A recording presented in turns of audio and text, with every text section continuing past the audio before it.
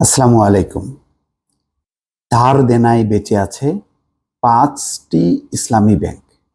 দর্শক, এই খবরটি দেখে একটু অবাকই হলাম এবং এই ৫টি ব্যাংকই একটি মালিকানায়, একটি গ্রুপের মালিকানায়, এক ব্যক্তির মালিকানায়।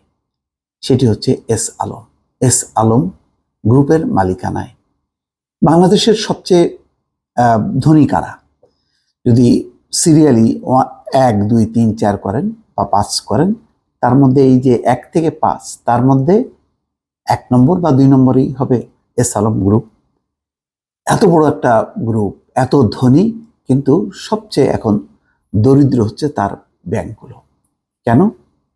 বিপুল পরিমাণ ঋণ উঠানো হয়েছে, নামে বেনামে। এই সংক্রান্ত অনেক রিপোর্ট ইতিমধ্যে প্রকাশ হয়েছে, কিন্তু কার্যকর কোনো তদন্ত হয়নি, দায়ীদের বিরুদ্ধে কোনো ব্যবস্থা নেওয়া হয়নি। এমনকি এই বিষয়ে খোঁজ খবর করতে গেলেও সংশ্লিষ্ট ব্যাংকের কেউ কথা বলে না বাংলাদেশ ব্যাংক, কথা বলে না অর্থ মন্ত্রণালয়, কথা বলে না সরকার। এমনই একটি পরিস্থিতি। তো এই জন্যই খবর, ধার দেনায় বেঁচে আছে ৫টি ইসলামী ব্যাংক। একটি রিপোর্ট করা হয়েছে, যে রিপোর্টের সংশ্লিষ্ট কারোর বক্তব্য নেওয়াও সম্ভব হয়নি।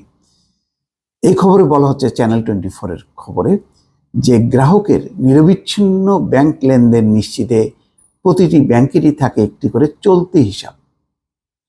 এটিএম বুথ থেকে অর্থ উত্তোলন, কার্ডে লেনদেন, অনলাইনে অর্থ স্থানান্তর, আন্তঃব্যাংক চেক ক্লিয়ারিং সহ গ্রাহকের নিয়মিত যাবতীয় লেনদেন সম্পন্ন হয়ে থাকে এই চলতি হিসাবের মাধ্যমে। একে তরল হিসাব কিংবা নগদ অর্থ বলা হয়ে থাকে। বাংলাদেশ ব্যাংকের মতিঝিল অফিসে প্রতিটি ব্যাংকেরই একটি করে চলতি হিসাব রয়েছে। লেনদেন সচল রাখতে এই হিসাবে টাকা না থাকার সুযোগ নেই। তবে গত কয়েক মাস ধরে চলতি হিসাবে বিপুল ঘাটতি নিয়ে চলছে ইসলামী ধারার ৫টি ব্যাংক। অথচ বাংলাদেশে জানে সবাই, একসময় ইসলামী ব্যাংক মানে ১ নম্বর ব্যাংক ছিল। বেসরকারি খাতের অন্য কোনো ব্যাংক তার ধারে কাছে ছিল না। অনেক দূরত্বে হয়তো ছিল ন্যাশনাল ব্যাংক বা ইউসিবিএল বা অন্যরা, কিন্তু ইসলামী ব্যাংক ছিল ১ নম্বর ব্যাংক। সেই ব্যাংক আজকে কোথায়? দেউলিয়া হওয়ার উপক্রম। এপ্রিল মাসে সবচেয়ে বেশি ১০,০০০ কোটি টাকার ঘাটতি ফার্স্ট সিকিউরিটিজ ইসলামী ব্যাংকের। দেখেন, তারপরে আর ইসলামী ব্যাংক বাংলাদেশের ৬,৪৫৫ কোটি। এরপর রয়েছে সোশ্যাল ইসলামী, ইউনিয়ন ও গ্লোবাল ইসলামী ব্যাংক, সব ইসলাম নামটা যুক্ত করা আছে। এই ৫ ব্যাংকের চলতি হিসাবে মোট ঘাটতি ২৪,৪৬৫ কোটি টাকা। চিন্তা করতে পারেন, মানে এই ৫টা ব্যাংক মিলে তাদের ঘাটতি ২৪,৪৫৬ কোটি টাকা। গত জানুয়ারি মাসে এই ঘাটতি ছিল ২৩,৭১৭ কোটি টাকা। মানে কোনোভাবেই এই ঘাটতি আর কমছে না, বাড়ছে বরং আরো। অনেক চেষ্টা করেও এই বিষয়ে কোনো বক্তব্য পাওয়া যায়নি ব্যাংকগুলো।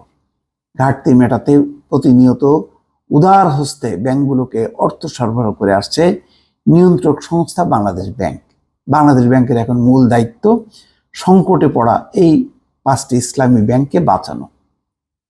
কেন এই দায়িত্ব?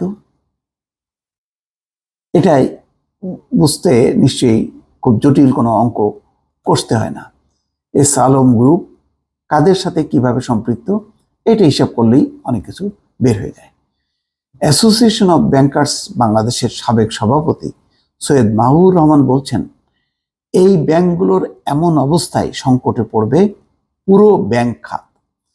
সংকট দীর্ঘ হওয়ায় বিধিবদ্ধ অর্থ সংরক্ষণ অর্থাৎ সিআরআর ও এসএলআর রাখতে পারছে না এই ব্যাংকগুলো। এজন্য জরিমানার বিধান থাকলেও বড় ছাড় পাচ্ছে এই ৫টি ব্যাংক। এবিবির সাবেক এই সভাপতি বলেন, বাংলাদেশ ব্যাংক এই জরিমানা মাফ করে না এবং করতে পারেও না, তারপরেও করছে। ক্ষমতার অপব্যবহার করে নিয়মকে পাশ কাটিয়ে ব্যাংক পরিচালনা করার আর্থিক খাত দুর্বল হচ্ছে বলে মনে করেন সিপিডির নির্বাহী পরিচালক ডক্টর ফাহমিদা খাতুন। তিনি বলেন, প্রভাবশালী মহল যখন রাজনৈতিক ছত্রছায়ায় নিয়ম ভেঙে ব্যাংক পরিচালনা করে, তখন তাদের আর্থিক খাত দুর্বল হতে বাধ্য। এদিকে একই শিল্প গ্রুপ দ্বারা পরিচালিত ব্যাংকগুলোর একের পর এক অনিয়ম সামনে এলেও যথাযথ পদক্ষেপ নেওয়ার ক্ষেত্রে প্রতিবারই উদাসীন নিয়ন্ত্রক সংস্থা। এমন সব অনিয়মের বিষয়ে জানতে চাইলে মুখে কলুপ এঁটে থাকে কেন্দ্রীয় ব্যাংক। কেন্দ্রীয় ব্যাংক জানে যে এই 5টা ব্যাংক কাদের হাতে এবং তাদের ক্ষমতার উৎস কোথায়। দর্শক ভালো থাকবেন। আল্লাহ হাফেজ।